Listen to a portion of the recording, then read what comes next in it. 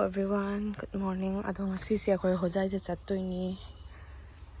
Nitu gi loukhatpa ko. Akoy mayam tara chattoini haba ko. Akoy family member punamak chattoini. Punamak pudi na te khara ma chatkani, khara ma ri chatlaroi. Ado mayam yengminasi. Hoji akoy mayam thokle ai ga mama ga akoy ipa ne pa ga akoy hum chattoini. Manthawai su lai hai. Yolare manthawai su jaure. Ade akoy chatlani station tana. Hojai yore Hojai. Nam gặp free sao? Câu đi. Hojai akoy dosa hoide yore. Magi hayang se loukhatpa ne ba Nitu gi ko. Ado hoji fresh oirani. Fresh oiraga mo lage me. Wapna slow. Mama oi manthawai dosa oi moi hoji injang na pisemi hayang gi ko. Ngasi dum namidang ni semba hagot drop ne ba. Sema thamdok drop ni hayang khara kom na bena. Doni.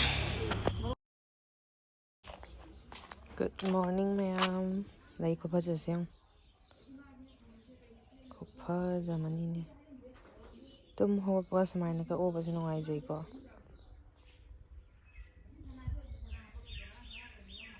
Ngasi di mo loukhatpa na me ni. Hoji nga hak le la ka loisan ba ho dro ban. Hai cái tao sẽ lồng nè. Hay tao rồi. Nghe mà cha thấy biết nghe. Cái tầm đó bị không? Cái nồi này rồi nè. Din này. Thôi hầu gì chặt lẽ. Hai cái cái đó. Hai. Cái tôi đi mà xuống. Lao nó đi. Đi ngay. Cái muối cái nó mỡ này bị cái sẹn. Cái gì mà nó này thì cũng nói là sẽ là cái là cái gì. Mà tôi hay rồi đó con mỡ là bị sẹn đấy. Cái này hay cái gì. Cái này nó sẹn rồi.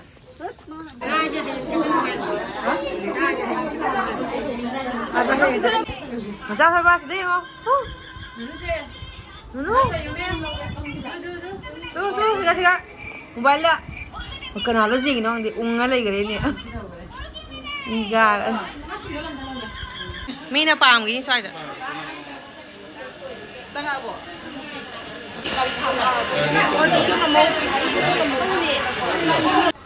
Akoy hoji thoi ni tu hoi yora e hai. Abu nam ta oppa tho sen thok na ri ko mem. Ye ga sa gì không? Hoi già rồi. Ui đấy, ui đó.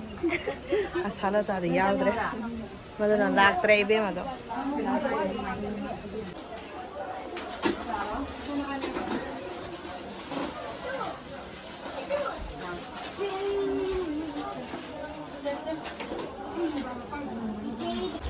Anh đi đâu ra rồi kìa. Ra thôi ba.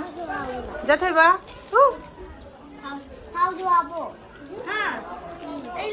Cái nó đâu bộ, juice lo. Juice. Mà phải mà, cha. Zik ni parongi thaman ahan sing sang na re ba ko. Na khoram na khot na tong na dori.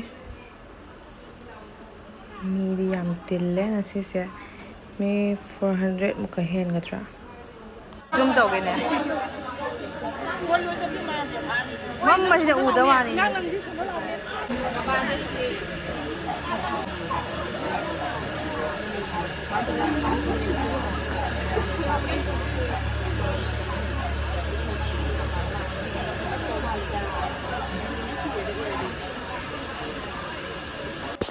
Mang được chạy sini bor se ko daman se moi hoji moi laisang se ko ma sangi ne ba ado mayam ai voice cover na tawre mi se yam bani na mi gi noise mem se na I khon se amta tabi dre ba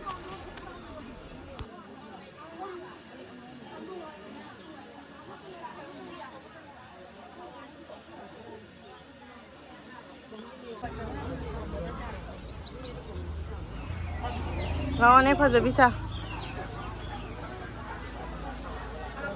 Hadi isma dedim cameraman ji aman kena sisi.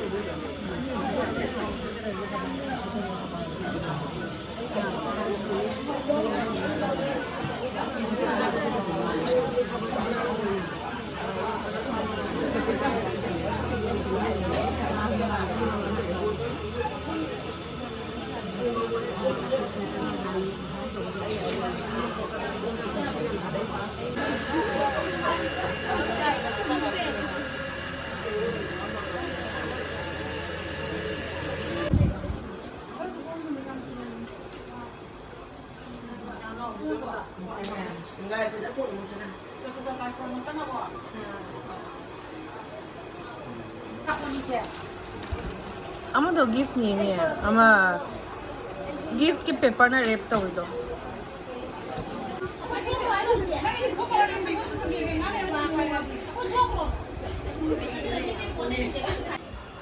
chak chana ba hongna re ko me se ya mani na ama lor ga ama mai cha do ne ba so da moi table kai ka sin na to wi sin da moi chak thong ba from do ni ko Hojai akojo charani finally chatle amna la pung se 2:30 3 tara dore bako hojai charani chaba su put a regata saba dikra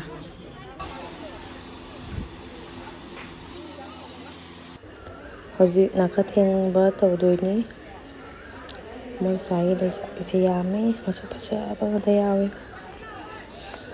anduni mayam hojai moi nupa rom dagi paisa lodoi ne bako ana pirak pado kya pirak to no de di moi hojai haugi to ra yen si kamai to bai da ko khoi kasar ga mana ba mana ta bai to yen si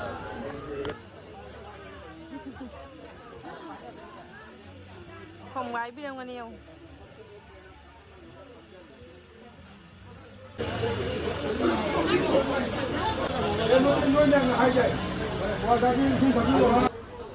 Sidai sina magi own po ang ato ito ni ko almira sa sonda lere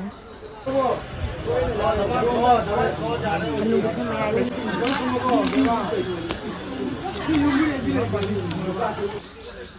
moi sida na mo ngai sen khngnaba ganda phi oina tamnei hai ko hojik se nupa mai na nupi ron da phi tamdoi nya ba koi family sing phammi yen ba hobat kre sin kuna mak ritual mana de ko kun sin se ta ka sa da mo smai tong na de ba hojai da na smai tong ne mai culture matung ina tong bo ni ko aduni mo si se phajai smai to ji am kai hai ni kang de su dum ritual amani hai tare mo sai gi ko mo sai chatna bi mahom matung ina ni ba Manipur tau budam na kasara tau budam ai na hojai da tau de dum punumak similar oi de katang di khenai ko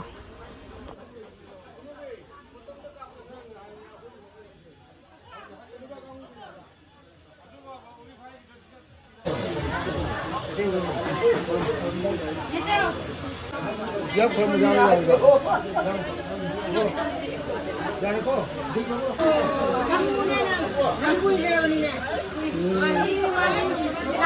Manda koramu no nangane. Tapi ini ande pocca ge.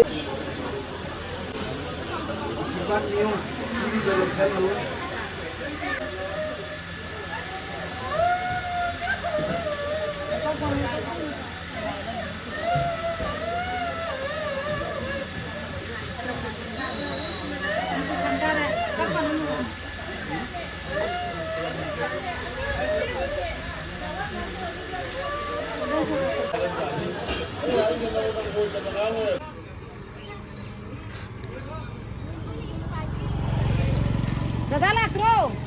hero Dada lak ke daure charu hero ma. Ma da chang eu bra.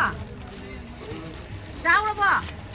hoi hero la e taksa bagi tamo Jokom le, uli. nang chai yo hui de jam phajana hui ya ba nupi jamai do ya ba ing tap na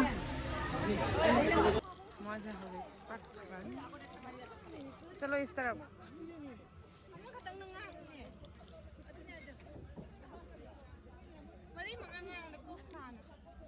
ओए Neetu bye bye ले आओ रे खोय